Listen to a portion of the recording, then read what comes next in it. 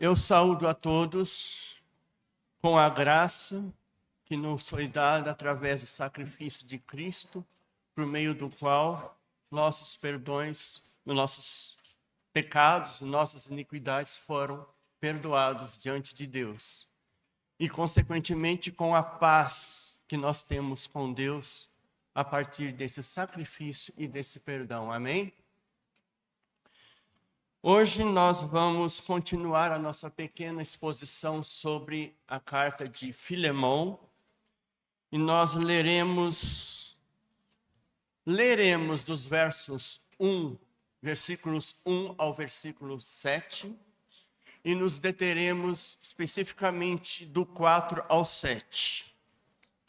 A nossa versão de Bíblia que nós acompanhamos na igreja é a Nova Almeida atualizada.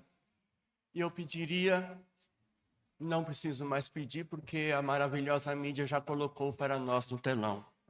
Amém?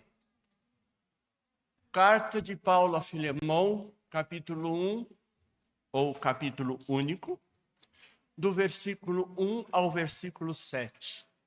Esta é a palavra do Senhor. O pigarro não é a palavra do Senhor. Esta é a palavra do Senhor. Paulo, prisioneiro de Cristo Jesus, e o irmão Timóteo, ao amado Filemão, que é também nosso colaborador. A igreja que se reúne em sua casa, a irmã Áfia e a Arquipo, nosso companheiro de lutas. Que a graça e a paz de Deus, nosso Pai, e do Senhor Jesus Cristo estejam com vocês. Dou graças ao meu Deus, lembrando sempre de você nas minhas orações, porque tenho ouvido falar da fé que você tem no Senhor Jesus e do seu amor por todos os santos. Oro para que a comunhão da sua fé se torne eficaz no pleno conhecimento de todo o bem que há em nós para com Cristo. Pois, irmão, o seu amor me trouxe grande alegria e consolação, visto que o coração dos santos tem sido reanimado por você. Oremos. Pai amado, obrigado pela tua palavra. Obrigado por nos disponibilizar um compêndio chamado Bíblia, por meio do qual o Senhor fala conosco. E assim, meu Pai, eu te peço, me use apenas como um aparelho fonador e que tudo que for proferido aqui venha do teu Espírito Santo, Pai, para que a sua palavra, assim proferida, vá e cumpra o destino para o qual o Senhor a designou, Pai. Me livra de todos os pensamentos estranhos, usa-me apenas como transmissor da tua palavra, Pai, para que toda a sua igreja seja santificada, seja edificada e o teu nome glorificado. Amém. Tem uma frase atribuída a Blaise Pascal que diz assim: escrevo muito porque não tive tempo de escrever pouco. Essa frase se refere à dificuldade que uma pessoa tem em expor uma ideia ou doutrina completa em poucas palavras. Para que isso seja possível, é necessário tempo. E escrevendo para Filemão, Paulo nos traz uma carta curta, reduzida, enxuta, porém muito intensa em significado. Isso o irmão Vinícius já deu início na semana passada e é isso que nós vamos continuar a expor hoje. Alguns elementos interessantes ainda sobre a carta de Filemão. Paulo escreveu a Filemão durante sua prisão domiciliar em Roma, nos anos entre 60 e 62 depois de Cristo.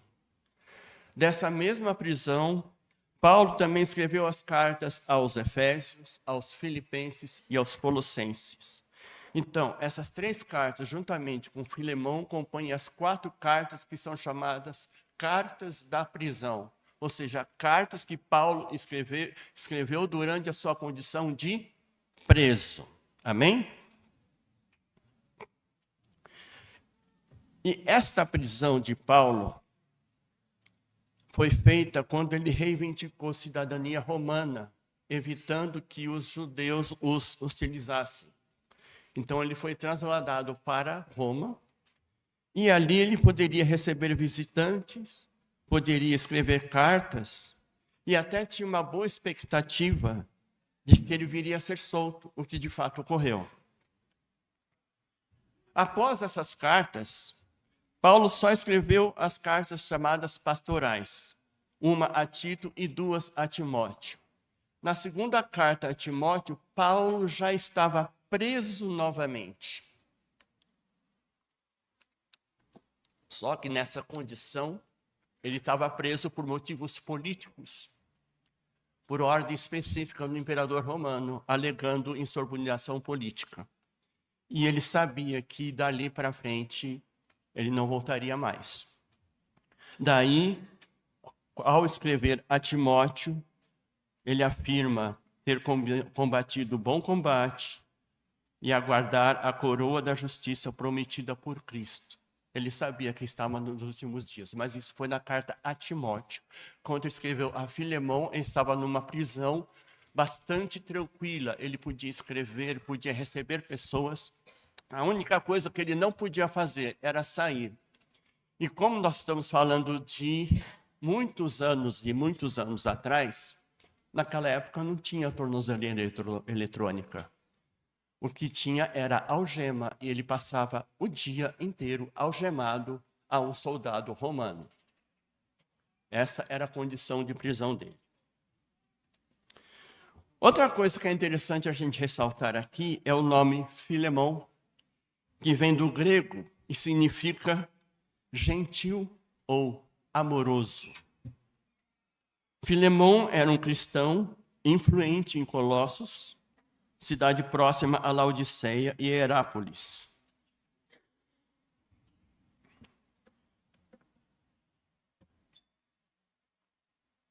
E além disso, Filemão era uma pessoa abastada, bem de vida. Tanto que Paulo fala, a igreja que se reúne em sua casa. Que igreja é essa? A igreja de Colossos. Então vamos deixar bem claro aqui. Quem implantou a igreja em Colossos foi Epáfras. E a igreja de Colossos, fundada e implantada por Epáfras, se reunia na casa de Filemão. Amém? A Bíblia não nos dá sequer pista de como teria se desenvolvido o relacionamento entre Paulo e Filemão. Aí fica meio estranho. Poxa, mas Epáfras que fundou a igreja de Colossos. Paulo nunca esteve pessoalmente em Colossos. Mas aqui Paulo escreve diretamente uma carta a Filemão, e nós estamos vendo e vamos continuar a ver que durante a escrita dessa carta, Paulo demonstra muita intimidade, muita amizade, muita proximidade a Filemão. Amém? Disso isso, vamos avançar um pouco e estudar os versículos 4 a 7. Amém? Versículo 4. Paulo inicia uma oração, anunciando que ele dá graças ao meu Deus, lembrando sempre de você nas minhas orações. Vamos ler. Dou graças a meu Deus, lembrando sempre de vocês nas minhas orações. Eu não sei se isso acontece com os irmãos, mas quando eu bati os olhos nisso, eu falei, nossa, eu não sei se eu li muitas vezes a carta de Filemão, mas essa frase não é estranha para mim. É claro que não é estranha, porque Paulo repete praticamente essa frase em quase todas as cartas que ele escreve. Acontece que Paulo implantou direta ou indiretamente muitas igrejas. Corinto, Tessalônica, Filipos, Éfeso, regiões da Galáxia, Ásia Menor e assim por diante. E Paulo estabelecia e visitava as suas comunidades cristãs. E a justificativa para as viagens missionárias, acho importante ressaltar aqui. Por que Paulo, entre aspas, resolveu que tinha que ir para todas as cidades e pregar o evangelho. Ele explica isso na carta aos Romanos, de uma maneira bastante sucinta, no versículo 14 do primeiro capítulo. Eu vou ler para vocês. Parênteses. Estou indo no versículo 14. Do 1 ao 13, como de costume, Paulo ressalta as qualidades e as virtudes da igreja em Roma. E chega no 14, ele fala: pois sou devedor tanto a gregos como a bárbaros, tanto a sábios como a insensatos. E em seguida ele arremata: por isso, quanto a mim, estou pronto a anunciar o evangelho também a vocês que estão em Roma. O que eu quero destacar aqui? A condição de devedor que Paulo se coloca assim. Eu sou devedor a gregos, a bárbaros, a sábios, a insensatos. Eu vi uma explicação do pastor Hernandes e vou tentar reproduzir aqui. Ela me fez muito sentido. Vamos supor que o nosso querido irmão Valmítio me entregou esse livro. E pediu para que eu entregasse para o irmão Wilson. Eu estou com esse livro em minha posse. Mas esse livro não é meu. Eu sou devedor deste livro porque o irmão Valmítio me entregou a mim. Mas eu também sou devedor desse livro ao irmão Wilson, para o qual esse livro é destinado. Enquanto eu retenho esse livro comigo, eu sou devedor para ambos os lados. Vocês se lembram da conversão de Paulo? E quem era Paulo? Paulo era um fariseu extremamente estudioso, conhecedor como poucos de todas as Escrituras. E conhecedor como poucos de todas as Escrituras, num primeiro momento, equivocadamente, ele assumiu a função de perseguir os cristãos. Até que quando foi para Damasco, Cristo aparece ressurreto na frente dele e diz: por que você me persegue? Dali para frente, tudo fez um sentido totalmente diferente para Paulo. Mas veja, isso não aconteceu num piscar de olhos. É mais ou menos calculado uma questão de 13 anos em que Paulo reestudou toda a Bíblia sob uma nova visão, a visão cristocêntrica. E a partir desse entendimento, que lhe foi permitido diretamente por Cristo, ele fala: eu sou devedor para espalhar isso para todo mundo. Eu preciso que todo mundo consiga entender o que eu entendi.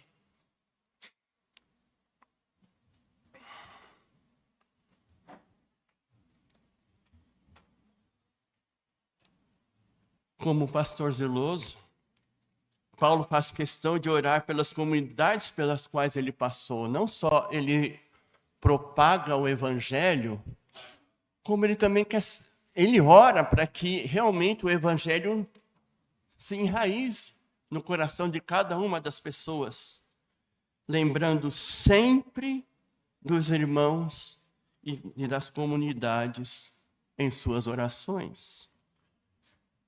Vejamos outros exemplos de como ele lembra dos irmãos em suas orações.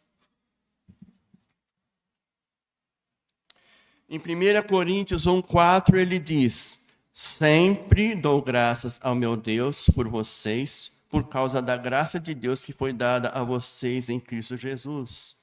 Na carta aos Efésios, por isso também eu não cesso de dar graças por vocês, mencionando-os nas minhas orações. Aos Filipenses, dou graças ao meu Deus por tudo que lembro de vocês, fazendo sempre, com alegria, súplicas por todos vocês. Existem ainda outras tantas citações, praticamente em todas as cartas. Prestem atenção, irmãos, as cartas de Paulo. Ele sempre faz menção de quanto ele orava continuamente pelas igrejas. Amém? Ainda em Romanos 1, ele afirma novamente: nunca deixo de fazer menção a vocês em todas as minhas orações. Olha que interessante, ele escreve para Roma, sendo que ele nem tinha estado em Roma, ele só sabia que existia uma igreja em Roma. E por saber que existia uma igreja em Roma, ele também orava pela igreja em Roma. E aqui, escrevendo diretamente para uma única pessoa chamada Filemão, ele diz: dou graças a meu Deus, lembrando sempre de você nas minhas orações. Querido irmão, querida irmã, vocês oram pelos seus irmãos? Nós somos o corpo de Cristo. Não por ordem imposta, não por mandamento obrigatório, mas por uma questão de unidade e bem-estar e saúde do corpo. Nós temos obrigatoriamente que orar pelos irmãos. Nós temos que ter amor pelos irmãos. Nós temos que chorar com os que choram. Nós temos que alegrar com os que se alegram. Considerando a condição de um corpo, fazer uma menção bem rápida, quase que grotesca. Você se sente bem quando você está com um dedão do pé machucado? Você se sente bem quando você está com uma coluna, uma vértebra meio fora do lugar? Mas é só uma vértebra no corpo inteiro. É só o dedão do pé no corpo inteiro. O corpo inteiro sofre quando alguma parte do corpo sofre. Amém? Então, é obrigatório que nós, enquanto igreja, entendamos a necessidade de orarmos continuamente um pelos outros. Amém? Não só uns pelos outros dentro da igreja, uns pelos outros, irmãos lá fora, missionários, que foram pregar o evangelho. Uns pelos outros, pelas outras igrejas que também, nesse domingo, nesse exato momento, também estão reunidos nos seus respectivos templos, locais, adorando ao nosso mesmo Deus, servindo ao nosso mesmo Deus. E pelos seus irmãos, um do lado do outro, aquele irmão que está precisando de emprego, aquele irmão que está com uma dificuldade de saúde, aquele irmão que está com a mãe doente. Todos estão padecendo. E todos padecem e carecem da tua oração. Veja bem, eu me converti aos 52 anos. Como eu cheguei aos 52 anos e me converti, eu não sei dizer. Só tem uma coisa que eu tenho que ter certeza. Alguém ou muitos alguéms oraram por mim, direta ou indiretamente. Quando a gente ora para Deus que vai lá e alcança os seus filhos, Deus arruma alguma maneira de alguma coisa acontecer e isso alcançar seus filhos. Amém? Então, nós temos, é nosso dever, como cristãos, com o coração grato e generoso, nos lembrarmos de todos os nossos irmãos nas nossas orações. E como diz Paulo, sempre. Amém? Continuando no nosso texto, Paulo se lembra de Filemão em suas orações e explica no versículo seguinte por quê. Versículo 5. Porque tenho ouvido falar da fé que você tem no Senhor Jesus e do seu santo amor por todos os santos. Antes de mais nada, destacar bem a palavra todos os santos. A palavra santos na Bíblia significa separados por e para Deus. E se refere a todo o corpo de cristãos fiéis, separados para viver uma vida de glorificação ao nome dele. Amor aos santos significa amor aos irmãos, amor à igreja, amor aos eleitos.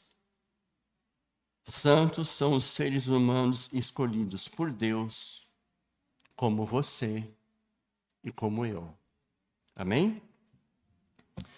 E Paulo diz que ele tem ouvido falar da fé que você, Filemão, tem no Senhor. Se fosse nos dias de hoje, eu me permiti fazer uma pequena brincadeirinha. Se fosse nos dias de hoje, esse pequeno trecho da Bíblia poderia ser traduzido da seguinte maneira: tenho acompanhado seu perfil no Insta e no Face. Mas estamos falando em 60 depois de Cristo. Nem sequer energia elétrica existia naquela época. Tudo o que se propagava era verbal. E Paulo fala: tenho ouvido falar da fé que você tem. Quando escreve aos Colossenses e aos Filipenses, aos Efésios, ele usa praticamente a mesma frase. Tenho ouvido, ou desde que ouvimos, a respeito da fé que vocês têm no Senhor Jesus, do amor para com todos os santos. A gente costuma dizer que notícia ruim corre rápido.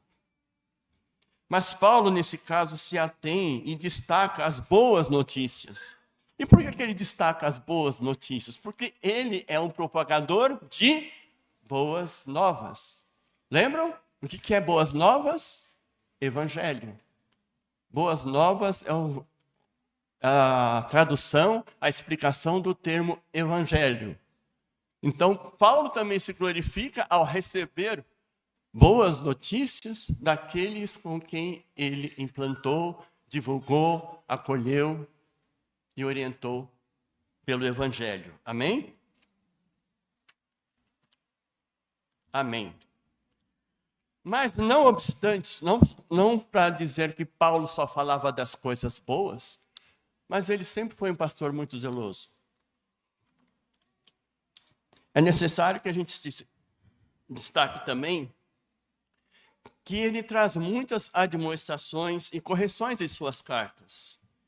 Ele combateu o falso ensino em relação às igrejas da Galácia, e Colossos e Roma. Ele exortou a necessidade de unidade das igrejas de Corinto e Éfeso, da necessidade de santificação e boa conduta moral para os coríntios, para os filipenses e para os tessalonicenses. Apenas como exemplo. Coisas boas a respeito de você, eu falo. Mas se é necessário te exortar, eu também vou exortar. Essa é a posição de Paulo. E lembramos que Paulo estava numa prisão, domiciliar, mas era uma prisão. Como eu expliquei para vocês, a única coisa, digamos assim, que definia a condição dele preso é o fato de ser sempre ao lado dele um soldado romano algemado.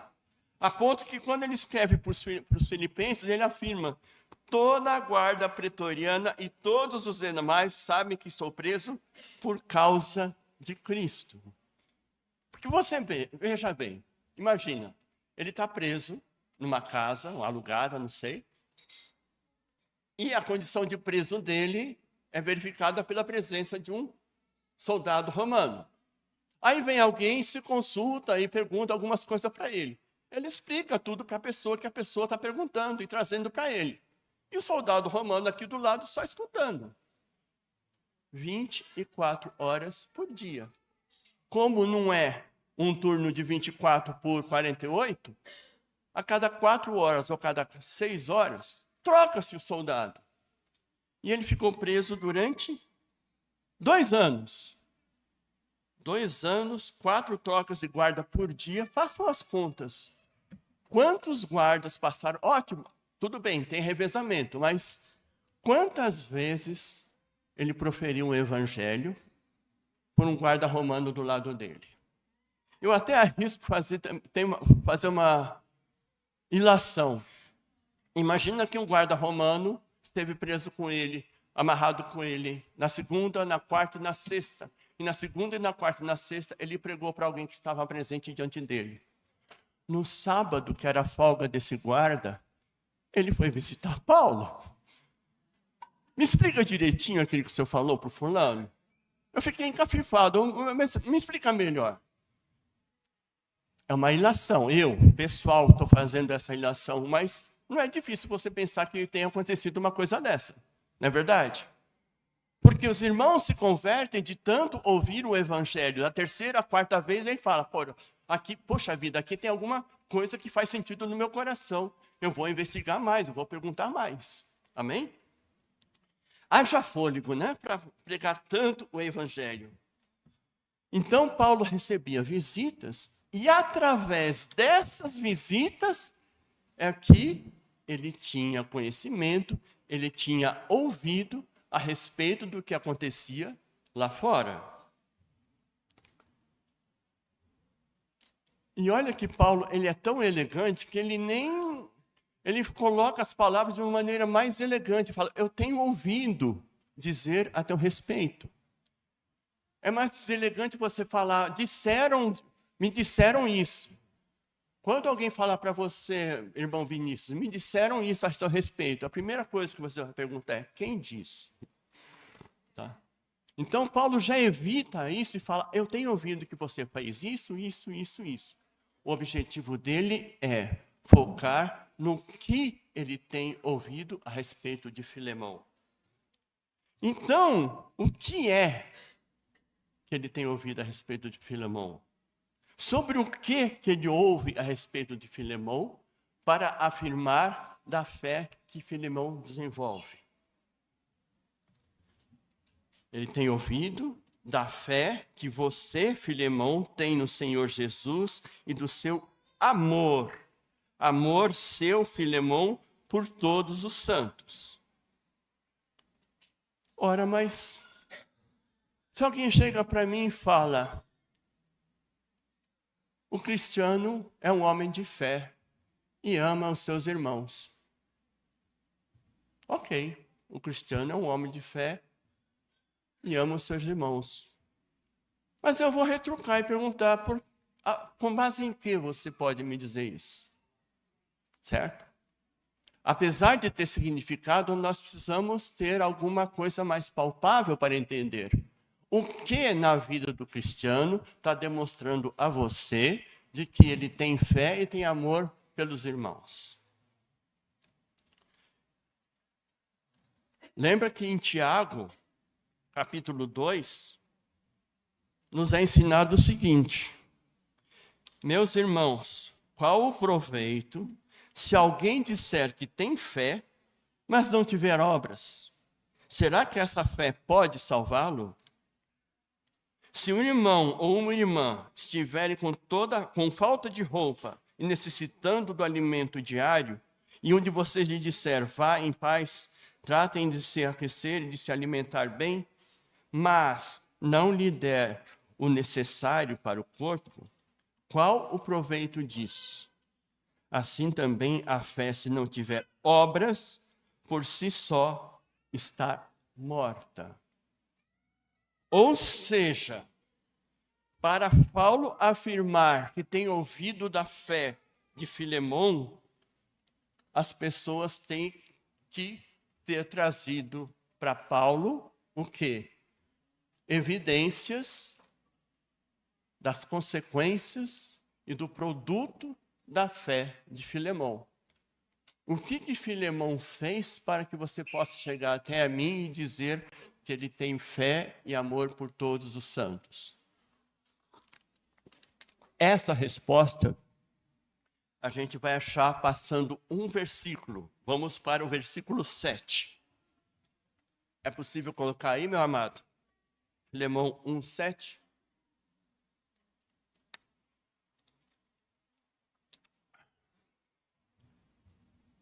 Pois, irmão, o seu amor me trouxe grande alegria e consolo, visto que o coração dos santos tem sido reanimado por você. Certo? Então, se no 5 ele diz, porque tem ouvido falar da fé que você tem no Senhor Jesus e do seu amor por todos os santos. No 7 ele diz, o seu amor por todos os santos me traz grande alegria e consolo, visto que o coração dos santos tem sido reanimados por vocês. Agora as coisas começam a se clarear. Paulo afirma que o coração dos santos tem sido reanimado por Filemão. Então nós somos obrigados a entender ou deduzir ou inferir que Paulo ouviu o quê? Testemunhos.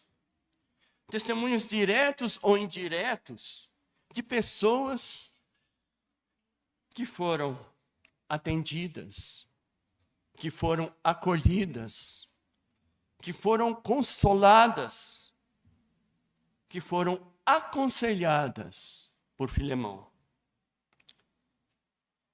E ao serem atendidas, acolhidas, aconselhadas por Filemão, tiveram seu coração reanimado. Então, esse é o produto da fé de Filemão. O coração reanimado das pessoas que foram procuraram e que tiveram com ele. Então, nós podemos juntar o 5 com o 7 de uma maneira meio rápida, dizer que tenho ouvido falar da fé que você e Filemão têm no Senhor Jesus e do seu amor por todos os santos, visto que o coração dos santos tem sido reanimado por você. E isto me trouxe grande alegria e consolo. Já faz um certo sentido, né? Mas ainda falta algum ingrediente. Tudo bem, o coração dos irmãos tem sido reanimado por Filemão, mas a gente começa a fazer aqui o famoso 5 Ws e 1 H, quem, quando, como. Mas como? Como é que o coração dos santos tem sido reanimado por Filemão? Esse é um ingrediente que ainda falta nessa brincadeira. De que maneira Filemão tem propiciado a reanimação dos santos? Isso ele explica no versículo anterior, no versículo 6. Pode pôr aí, meu irmão, por favor? Filemão 1,6 diz assim. Vou ler aqui. Oro para que a comunhão da sua fé se torne eficaz no pleno conhecimento de todo o bem que há em nós para com Cristo. Essa é uma chave preciosa, não só para entender Filemão, mas praticamente todo o processo de evangelização. Por meio da comunhão, que também é um exercício de fé, Filemão, conhecedor do bem que Cristo faz ao coração dele, tem reanimado e fortalecido muitos santos, e tal notícia traz muita alegria e consolo a Paulo. Ou seja, a fé de Filemão, ela se torna eficaz. Eficaz é o quê? Atingir um objetivo. Ser eficaz é atingir um objetivo. E qual é o objetivo que Filemão tem? De compartilhar o conhecimento da graça de Cristo que ele tem para com os irmãos, para que os irmãos possam ser edificados ou reedificados, ou, como diz Paulo, reanimados no amor de Cristo. Amém? Um outro aspecto interessante, eu já estou caminhando para o final, é que Paulo inicia o versículo 6 dizendo: oro para que a comunhão de sua fé se torne eficaz no pleno conhecimento para todo o bem que há em nós, para com Cristo. Ao mesmo tempo em que ele demonstra saber que a comunhão que Filemão tem com seus irmãos é eficaz na divulgação do evangelho e na reanimação do amor e da fé dos irmãos, Paulo ore para que isso se consolide cada vez mais. E por que ele ora para que isso se consolide de uma maneira mais eficaz, ainda mais efetiva do que já é? Porque é. Se ele tem ouvido de muitos irmãos que têm sido reanimados por Filemão, então já tem a convicção de que a comunhão de Filemão é um testemunho da sua fé e reedifica pessoas. E aqui ele está falando, ore para que essa virtude colocada em você seja cada vez mais fortalecida. E por que ele ora isto? Bom, o porquê nós vamos ver nas cenas dos próximos versículos, porque não tem mais capítulos, é um capítulo só. Então, nas cenas dos próximos versículos, nós vamos entender qual a intenção de Paulo colocar aqui um oro. No meio da descrição da situação de Filemão, ele ainda ora para que essas qualidades, essas virtudes de Filemão sejam cada vez mais fortalecidas. Finalizando, meus queridos. Vou molhar a boca que seca rápido.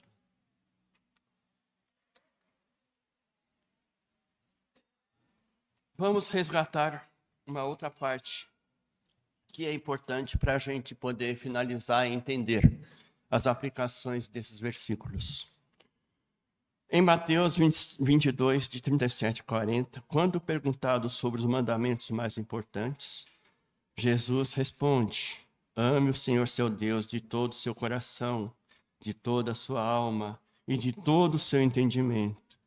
Esse é o grande e primeiro mandamento. E o segundo, semelhante a este, é: ame o seu próximo como você ama a si mesmo. Depois desses dois mandamentos dependem toda a lei e os poderes. Como um pastor zeloso, como um evangelista cuidadoso, como um servo fiel, Paulo faz questão de acompanhar o progresso e a evolução das comunidades por onde passou. Aqui ele demonstra esse cuidado diretamente para com Filemão. É fato que não sabemos como Paulo e Filemão se cruzaram. Lembre-se que Filemão não é de Colossos, cidade onde Paulo também nunca esteve. Mas evidencia-se na carta um conhecimento bastante próximo e íntimo entre Paulo e Filemão. A demonstração da alegria e consolo com os testemunhos dos santos acolhidos por Filemão são provas de um amor fraternal. Amor esse que, como acabamos de ler, nos é exigido diretamente por Cristo. Amai ao próximo como você ama a si mesmo. Portanto, meus irmãos, com base nesses 4 versículos, a palavra de Deus nos impulsiona, nos determina, nos orienta a 1. Oremos pelos nossos irmãos. A palavra diz: dou graças ao meu Deus, lembrando sempre de você nas minhas orações. 2, anime-se com a obra de Deus na vida dos irmãos. Tenho ouvido falar da fé que você tem no Senhor Jesus e do seu amor por todos os santos. E esse seu amor me trouxe grande alegria e consolo, visto que o coração dos santos tem sido reanimado por você. 3, anime os seus irmãos através da sua obra na vida deles. Paulo ora para que a comunhão da fé de Filemão se torne eficaz no pleno conhecimento de todo o bem que há em nós para com Cristo. O único caminho que me permite desenvolver e praticar o verdadeiro amor cristão é a comunhão. Amém? Oremos. Pai amado, louvado seja o seu santo nome. Somos humildes, somos pobres, somos pecadores. mas somos alcançados pela tua palavra, Pai. Como diz o cântico com o qual nós iniciamos nosso culto de hoje, muitas coisas nós não entendemos como nem o porquê, mas nós sabemos em quem temos crido. Ajude-nos, Pai, a transmitir, a compartilhar, a abraçar outras pessoas, tantas quantos possível for, Pai, para irmanarmos com essas pessoas do sublime amor, da sublime graça, da sublime misericórdia, porque o Senhor nos trata e nos guia. Ajude-nos, Pai, a sermos bons filhos, proclamarmos o Teu Evangelho e glorificarmos o Teu santo nome. Em nome de Jesus, amém. Meus queridos, como bem anunciou...